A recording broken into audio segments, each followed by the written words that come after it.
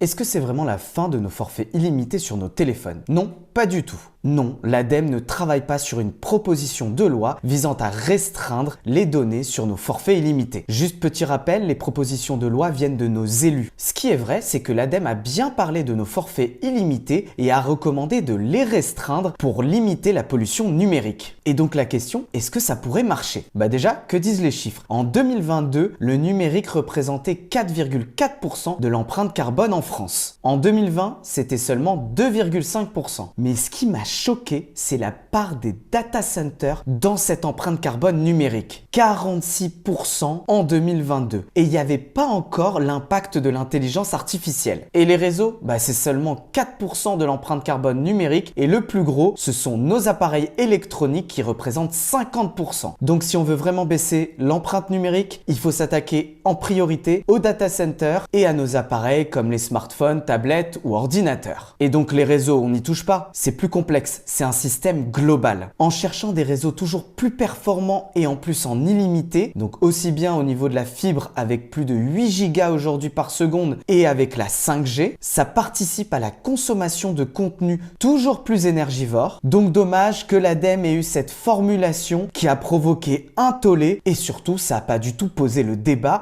sur l'empreinte carbone numérique. Dis-moi ce que t'en penses en commentaire et abonne-toi.